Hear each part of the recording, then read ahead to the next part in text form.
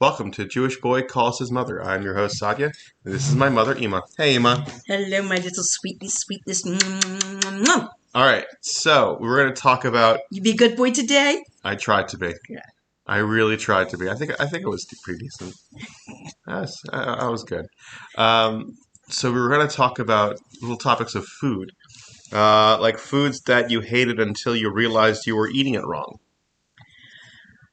Foods that I'm trying to think. Darn it, that is... I hated... Here, while you're thinking about that, we'll talk about... Oh, yes. Let's see. Wait a second. Now I got it. What did my mother prepare that finally I put some sauce on and I really liked it after I'm thinking? I remember, well, my mother used to make chicken chow mein. It was okay. But then what I did was I mixed spinach with it. And that really tasted good. But I always liked spinach. The way my mother made spinach, I think we did this on a previous podcast, that my sisters and I could never, ever understand these old movies, like the Shirley Temple movies, where kids hate spinach. Because we loved spinach. The way my mother prepared it, she would put margarine, a little salt and pepper, and it was delicious. And so we could never understand this business of kids hating spinach. But I'm trying to think of something. There was, I think, liver. Most kids don't like liver, but then when I got older, I would eat the liver. I found that when I ate the liver with sauteed garlic and onions, maybe a little soy sauce on it, then it tasted good. My mother wasn't one for culinary experimentation. Okay. She really wasn't. But she had some very decent recipes that later on in life that I embellished on. And those were really good. So, what about maybe ever have moments of like indulging in free samples? You're leading now to the next story. Okay, it's a very famous story in our family. I was in the hospital giving birth and recuperating from having one of your younger brothers. And finally, a few weeks later, when I was totally recuperated, it was time to go to usual 7 Mile Market shopping. So I took you kids with me. And there was a display where this woman was passing out free samples of, it might have been like, one of the kosher, foods there that had just come on the market. So as we walked by the display, the lady looked at you guys and said, 1. And I looked at you and your sisters and brothers, and I said, kids, what was that all about? And they said, oh, when you were in the hospital with the baby, Tati sent us here for lunch. Oh, God. It kind of reminds me of that one story you were saying about the McDonald's. They gave out free samples in Israel and Yerushalayim, that they're trying to get like people to be interested in it. Yosef told me the story that when McDonald's first opened up in Yerushalayim on Ben Yehuda Street, that they wanted to first test to see how well the food would be accepted. So, of course, they made it kosher. And the first week, everything was free because they wanted people to come and sample. You don't offer Jews free food like that.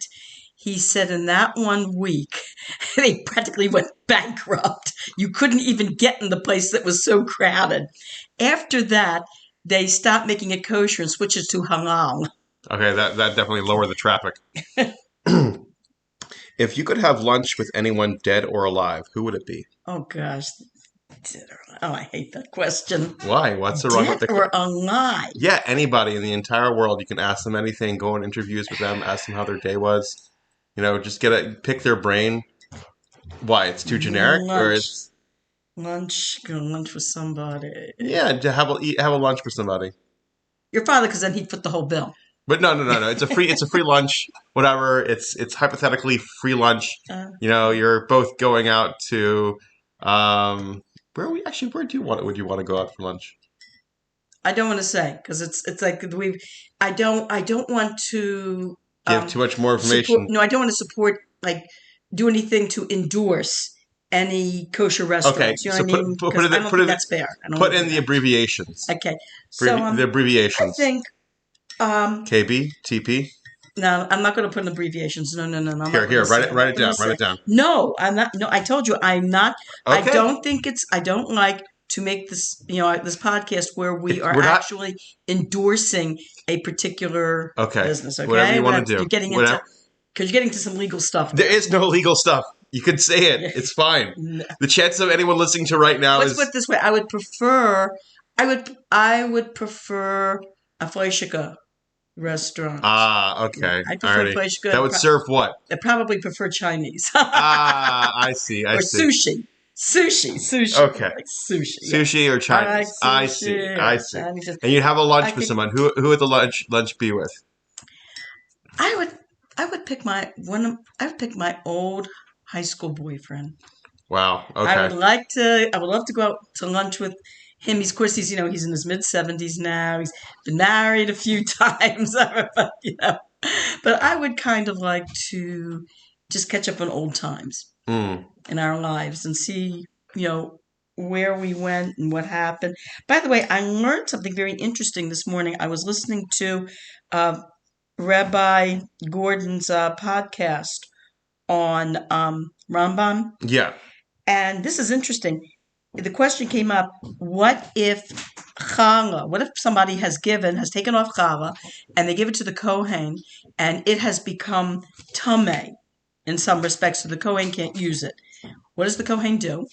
And Rabbi Gordon says the kohen can use it as fuel for fire. You put it Mm. use, and I was thinking to myself, isn't this interesting? We're right now the environmentalists are trying so hard now to get us to, abandon fossil fuels and take on things like vegetable compost, all that type of stuff.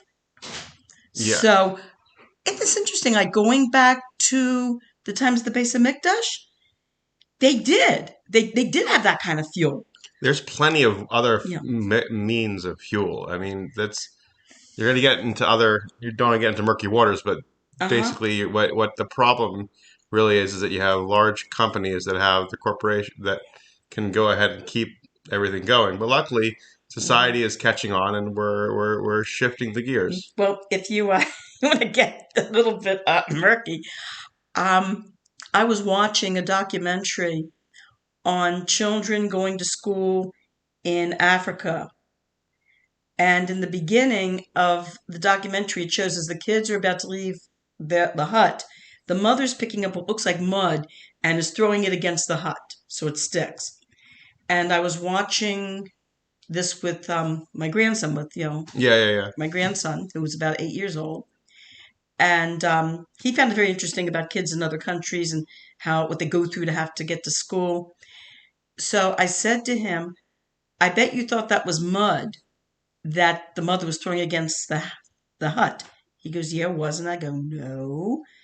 And it was goat manure. Interesting. They would throw it in some country. They take manure and it could be a donkey, it can be a goat, sheep, whatever animal they have available, cow, and they throw it against a hard wall, and then it gets hard and it falls off, and they use it as fire to burn fire. They use it for heating fuel. Interesting. And the reason I knew that was because I was reading a novel by Dostoevsky where this man is in love with this girl and thinking about asking her to marry him.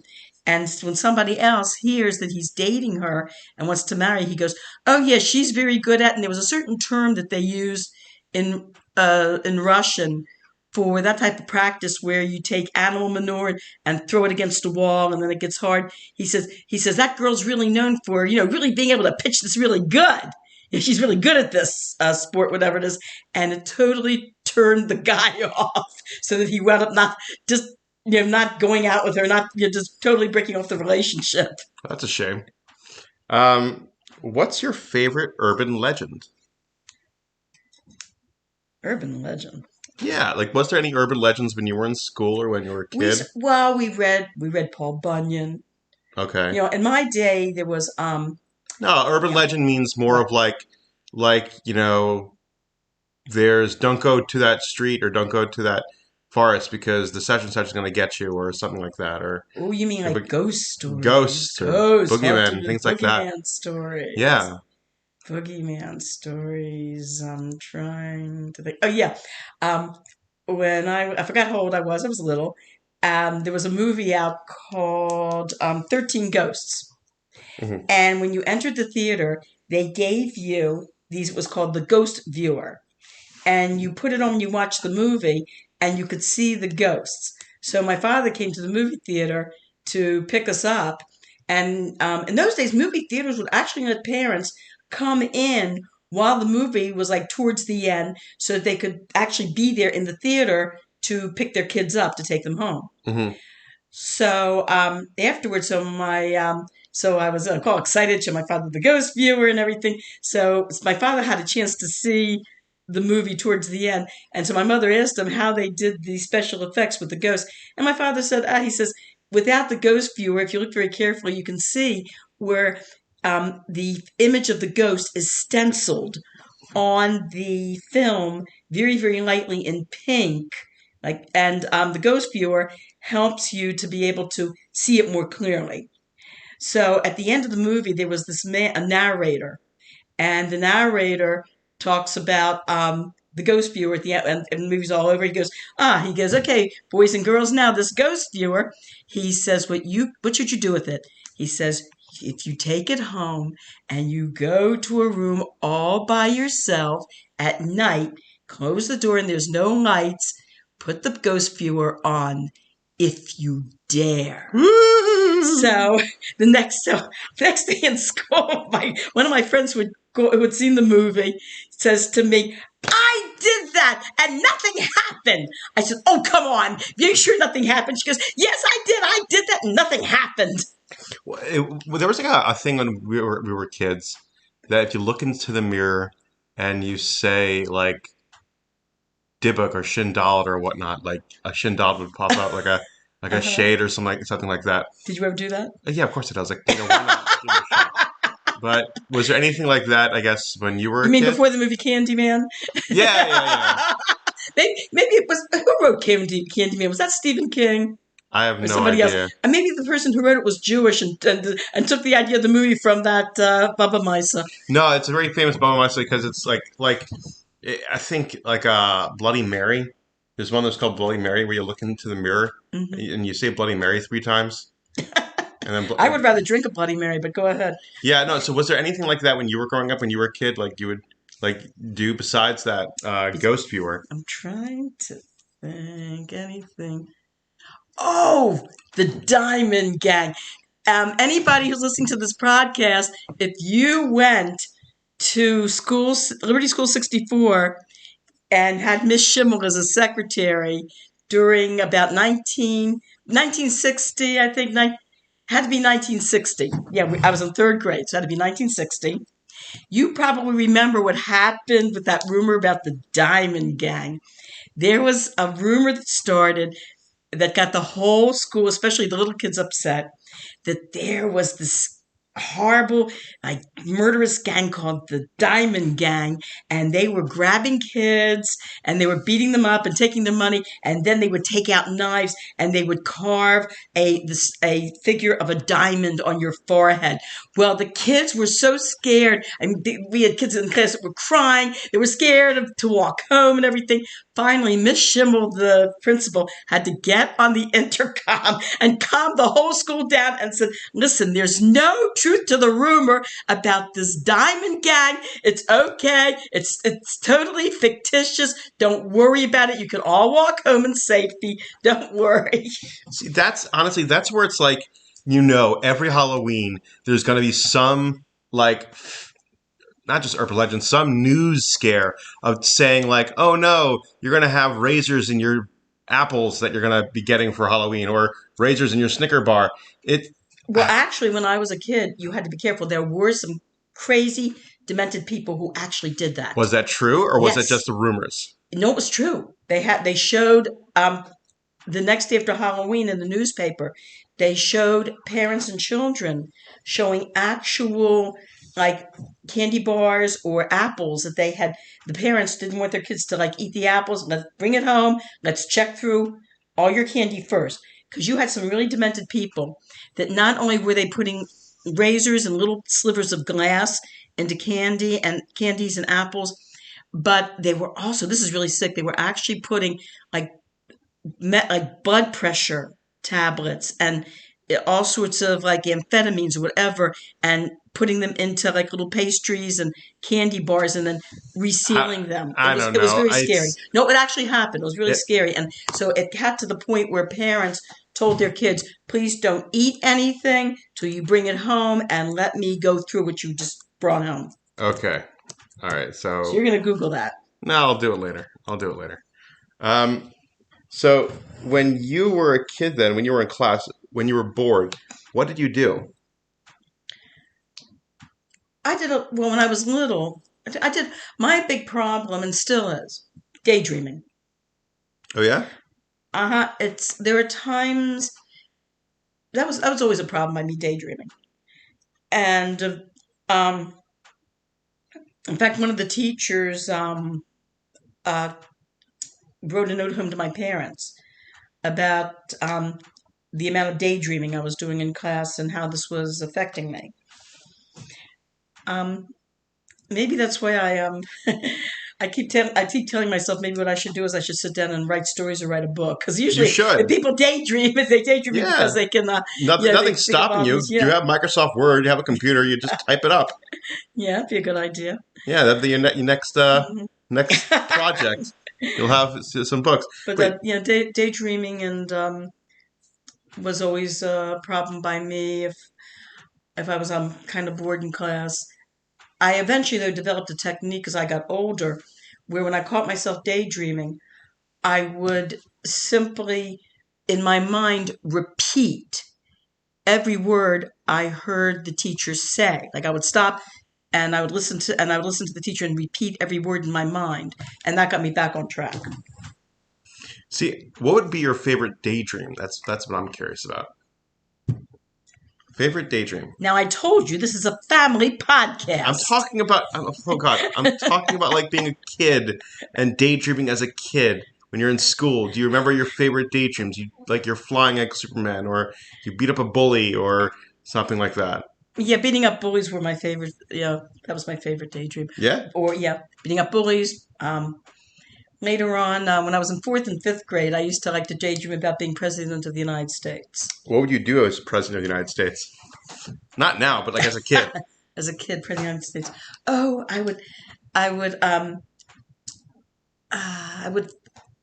would work for world peace. World peace. Yes, Ah, yes. world World peace. peace. Yes, and I would go to, and that time Khrushchev was the premier of Russia. Mm-hmm.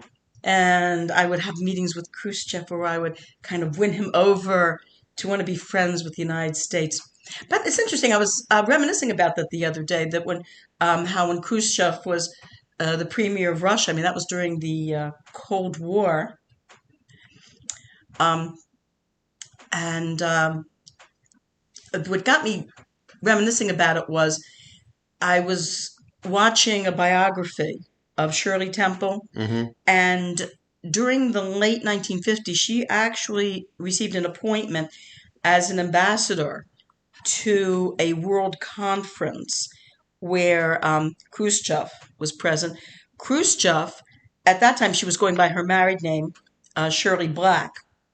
Khrushchev didn't recognize her, and at first, since she was the representative of the United States, kind of ignored her and was not at all friendly towards her until his wife came over to him and said to him, "Don't you know who this is?" And he said, "No, who is it?" And she says, "Remember Shirley Temple?" And he went, "Oh my goodness!" And all of a sudden, like, he totally changed. Oh wow. He did a 100 total 100 what a 90% switch, and just started talking to her and was so happy to meet her. Yeah, she was a chief protocol of the United States. Hmm. She was ambassador to Ghana, I think Czechoslovakia. Hmm. But I remember, if you want to look this up, Khrushchev made quite a scene at the United Nations when he made this rip-roaring speech against the United States, and he said, "We will bury you." And he actually took off his shoe and started slamming his shoe against the desk. Oh, wow. Jeez, I could probably find that. But I remember, talking to people who were from Russia or were very familiar with Russian history, and they all agreed the same thing. Okay, yeah, Khrushchev is no, how do you say, they said Khrushchev is no, living in Russia in the 1950s, 60s was no picnic, but they said, boy, under Khrushchev, it was a heck of a lot better than under Stalin. Wow. Well, that's our time. Thank you, everyone, for listening. We hope you had a wonderful day. All right, have a good Shabbos. Thank you, and everybody eat well this weekend. Yes, yes, yes.